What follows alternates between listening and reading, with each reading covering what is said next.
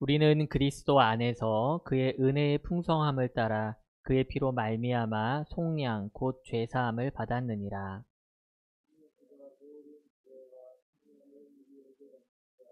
그 뜻의 비밀을 우리에게 알리신 것이요 그의 기뻐하심을 따라 그리스도 안에서 때가 찬 경륜을 위하여 예정하신 것이니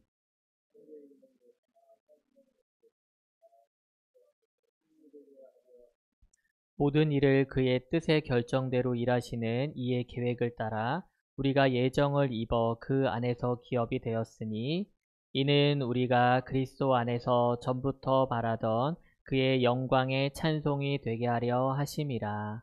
아멘. 예, 오늘은 한 아이의 인생에 일어난 일에 대한 이야기로 말씀을 좀 시작을 해보려고 합니다. 한 아기가 있었습니다. 한 아기가. 네, 태어난 지 얼마 안 돼서 부모님이 불의의 사고로 돌아가시게 됐어요. 두 분 다. 주변에 부모님의 친구들이 많이 있었지만은 결국은 유일한 친척인 집에 맡겨지기로 결정이 됩니다.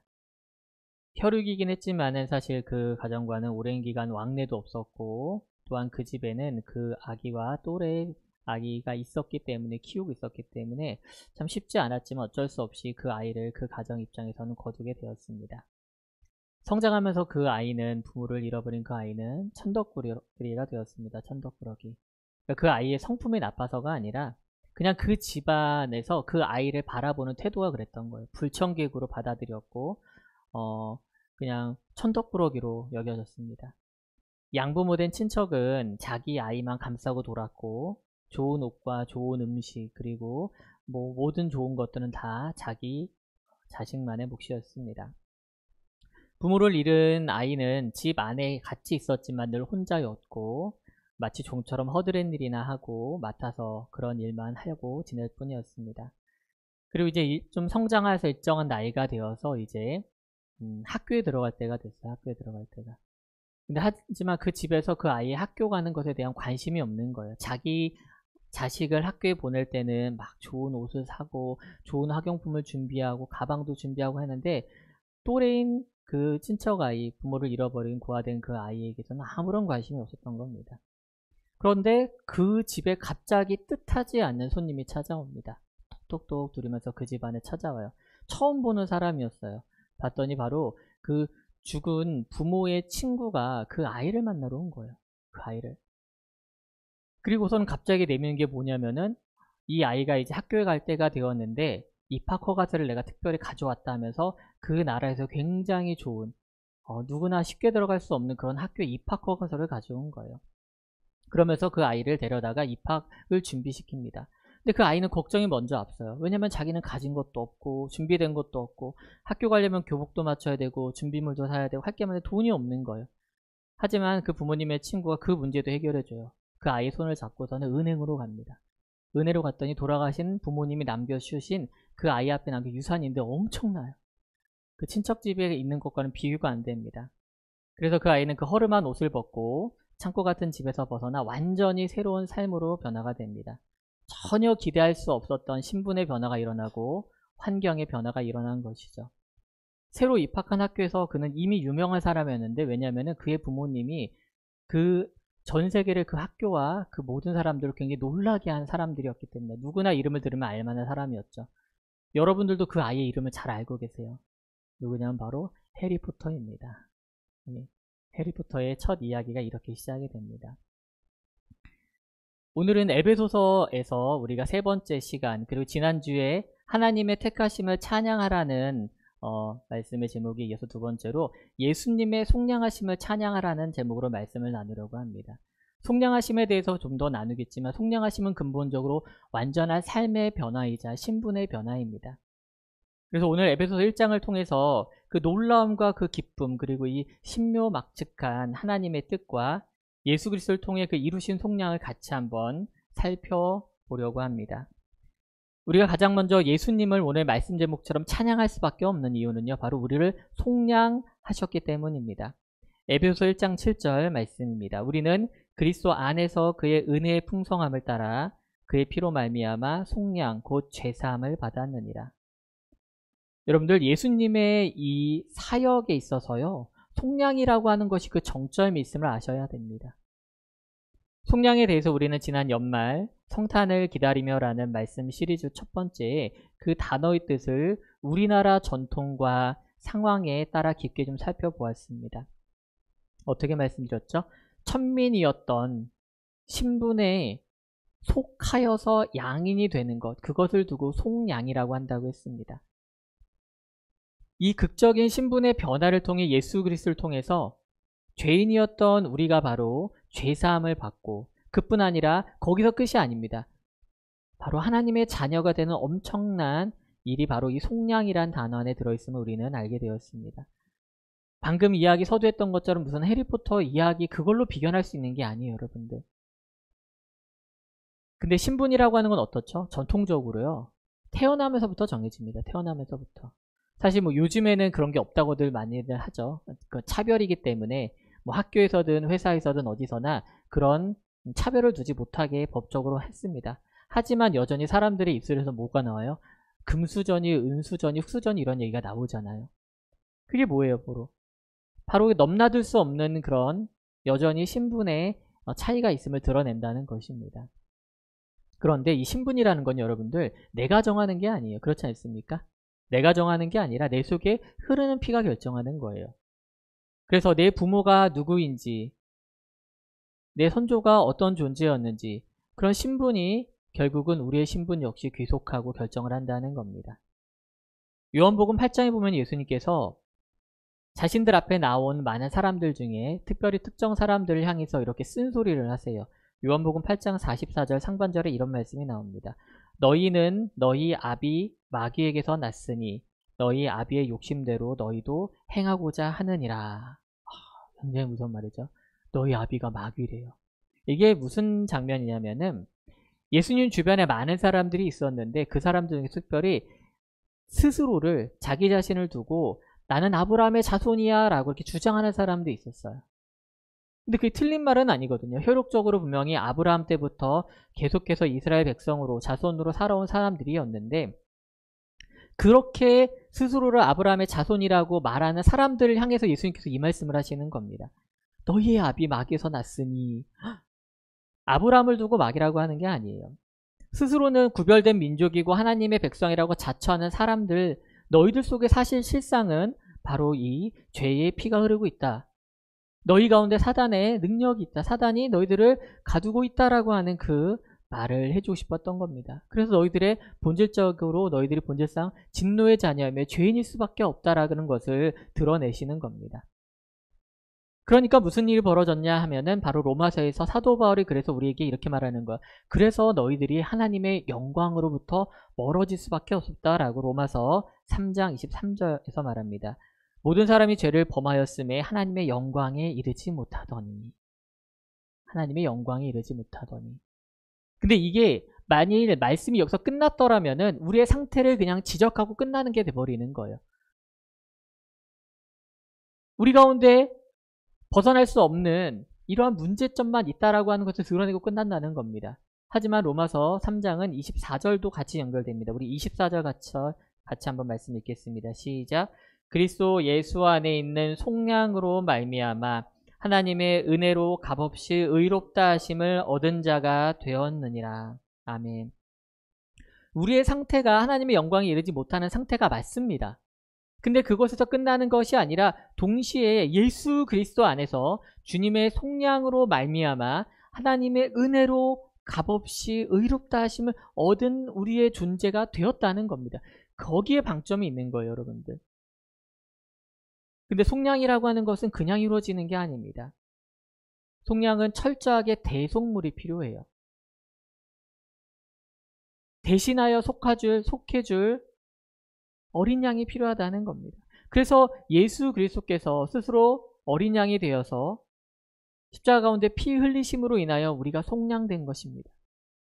그래서 속량함이 주님의 가장 큰 사랑을 드러내는 방법이 된 것이죠. 그런 면에서 이 속량하심이 주님이 우리를 향한 큰 비밀의 시작이라고 말할 수 있습니다. 또한 이 신비는요, 우리에게 알려진 바 되었다라고 오늘 본문에서 말합니다. 알려진 바 되었다. 우리가 하나님의 자녀가 되는 동시에요. 우리는 주님에게 모든 지혜와 총명을 얻게 되었어요. 오늘 성경은 뭐라고 합니까? 모든 지혜와 총명이 우리 가운데 주어졌다고 합니다.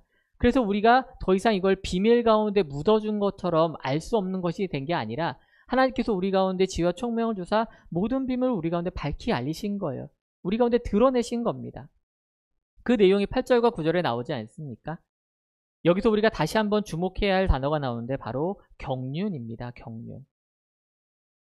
경륜이란 말이 딱 아마 와닿기가 쉽지 않으실 거예요. 이 경륜을 일단 우리 국어사전에서 제가 한번 찾아봤더니 이런 뜻이 있습니다. 첫 번째는 일정한 포부를 가지고 이를 조직적으로 계획함 또는 그 계획이나 포부. 그래서 연결된 말이 경륜 있는 사람이란 말을 쓰기도 하고요. 두 번째 뜻은 세상을 다스림 또는 그런 능력을 두고 경륜이라고 합니다. 그럼 성경에서는 이 단어를 왜 선택했을까요? 왜 썼을까요? 헬라어로 보면은 이 단어가 오이코노미아라고 합니다. 오이코노미아. 이게 원어로도 경제, 경영, 관리 그런 의미가 들어있는 게 맞아요. 그래서 이 오이코노미아에서 파생된 영어가 하나 있는데 우리가 잘 알고 있는 이코노미입니다. 이코노미. 이 단어는 헬라어 정확히는 오이코스라는 단어에서 나왔는데요. 오이코스. 오이코스가 뭐냐면은 성경에 되게 자주 나오는 단어인데 집이란 뜻입니다. 집. 그러니까 결국에는 이 경륜이라는 의미에는 담겨져 있는 게 굉장히 뭐 큰 것을 경영하고 회사를 꾸리고 이런 것이 아니라 첫 번째 가장 먼저는 이 가정 안에서 집을 관리하는 것, 집을 운영하는 것이라는 것에 뜻이 담겨져 있다는 겁니다. 그러니까 하나님께서 뜻을 세우시고 그리스도 안에서 때가 찼을 때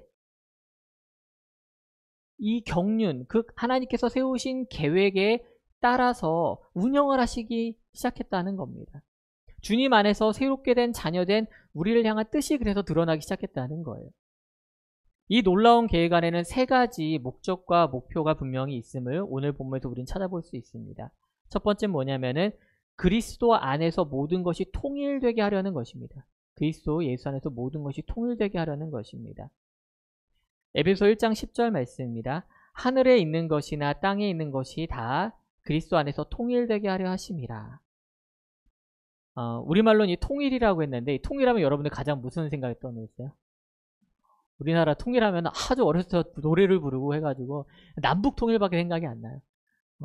전쟁으로 멀어진 북한과 우리가 어떻게 하나가 되는데 그 생각밖에 안 나는데 통일은 사실상 더 큰 의미와 다양한 의미로 사용됩니다. 정확하게는 이제 모두 합하다, 모든 것이 합해지다, 또 함께 하나로 모이다, 종합하다라는 그런 의미가 있어요. 그러니까 흩어져 있고 떨어져 있던 모든 것들이 바로 그리스도 안에서 종합된다는 겁니다. 그리스도 안에서. 하나님이 세상을 처음 지으셨을 때 원래 그런 모습 아니었습니까, 여러분들?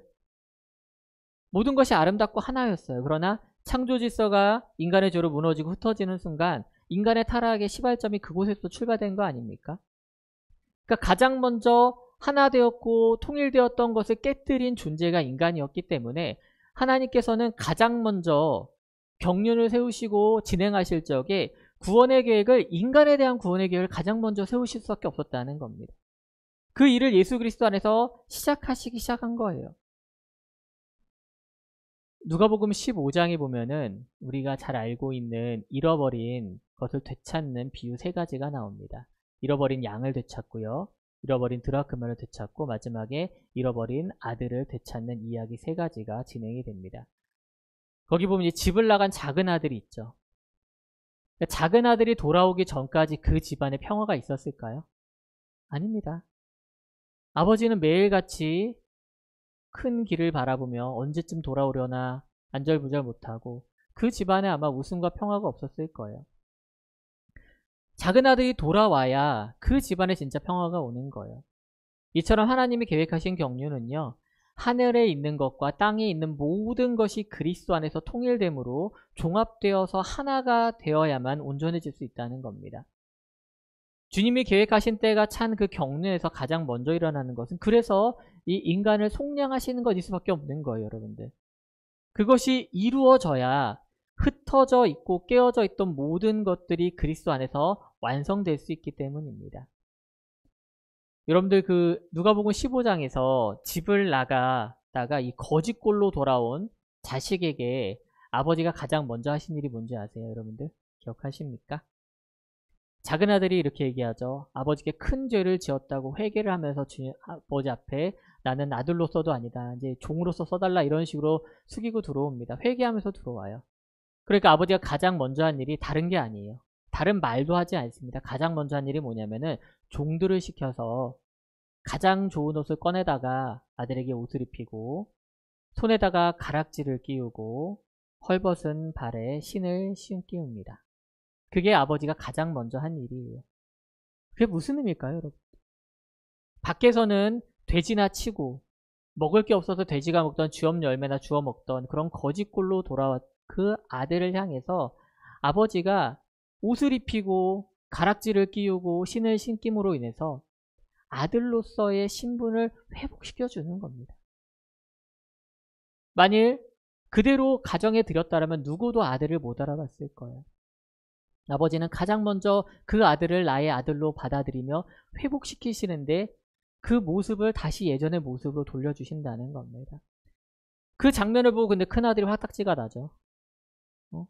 왜냐면 단순히 옷을 주고 먹을 걸 줘서가 아니에요. 아버지가 하신 그 행동의 의미가 무엇인지 아들은 알았던 겁니다. 왜냐면은 결국은 작은 아들이 어땠어요? 자기 상속분을 가지고 집 나간 거 아니에요? 그 의미가 뭐라고 했습니까? 아버지를 죽은 자 취급한 거예요.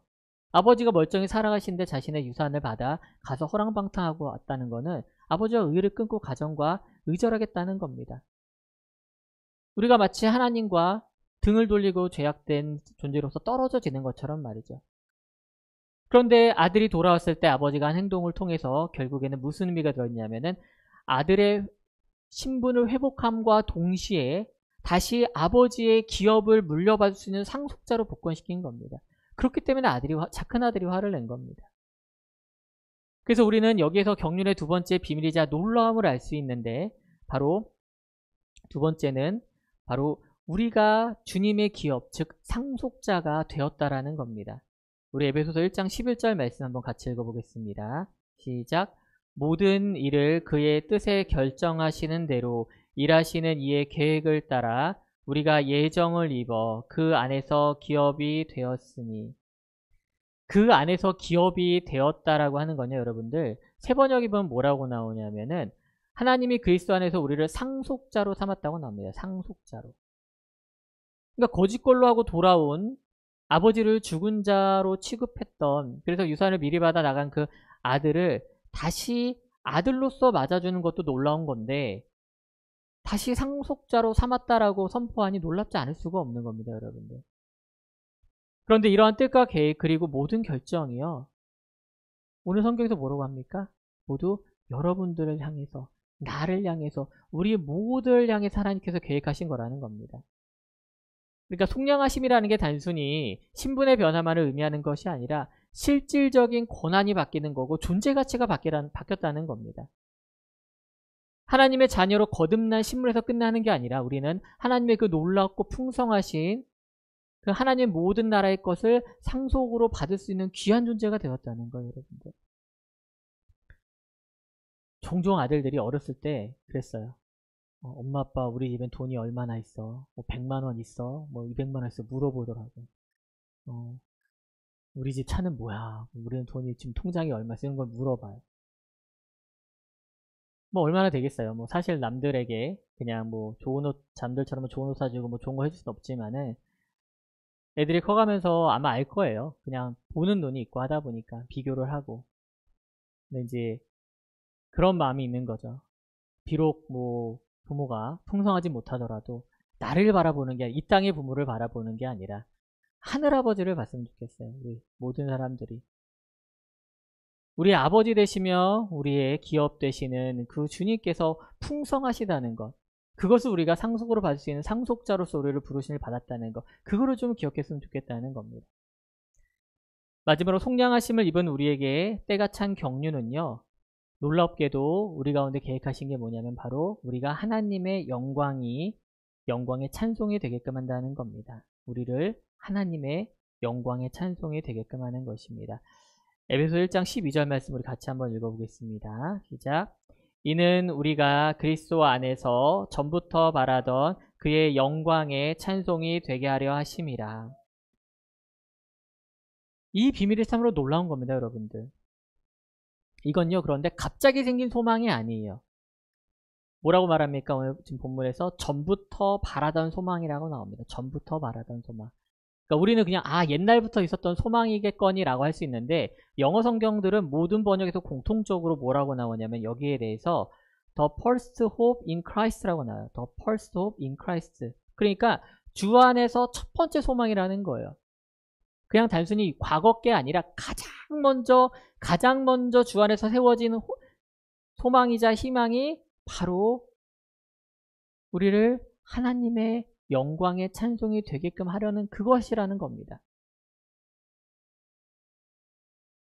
어떤 번역에서는 우리가 주님의 영광을 찬송하는 존재로 만듭니다 라고 말하기도 하는데, 그것도 틀린 말은 아니지만은 더 정확한 것은 우리가 궁극적으로 우리 교회가 주님의 영광을 드러나는 존재가 될 뿐 아니라 그로 인하여서 주님을 찬양하게 하는 도구가, 통로가 된다는 거예요.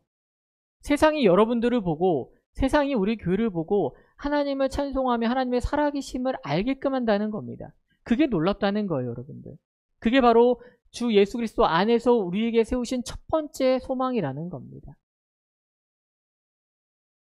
근데 여러분들 나를 봐요. 우리 교회를 봐요. 내가 뭐라고, 우리 교회가 뭐라고 하나님의 영광의 찬송이 되겠습니까? 사실 하나님은 그분 자체로 거룩하시고요, 영화로우시며 그 영광 그 자체이신데 말이죠. 그럼에도 불구하고 우리를 그의 영광의 찬송이 되게 하시는 것, 그것이 바로 궁극적으로 우리를 향한 하나님의 경륜이며 예수 그리스도가 우리를 속량하신 목적임을 잊지 않기 원합니다. 사랑하는 성도 여러분, 우리의 존재 가치와요, 또한 우리의 현재 모습이 우리의 힘과 능력으로 된 게 아니에요. 물론 여러분들 열심히 자기 개발하시고요, 힘써 일하시고요, 몸 관리하시죠. 열심히 공부하고 이 땅에서 노력하여 이룬 것들이 있습니다. 하지만 그리스도 안에서 더 큰 그 은혜의 풍성함에 따라 우리 가운데 이루어진 이 일, 속량하심이 더 큰 우리에게 더 가치이며 더 중요한 것임을 깨닫기 원합니다.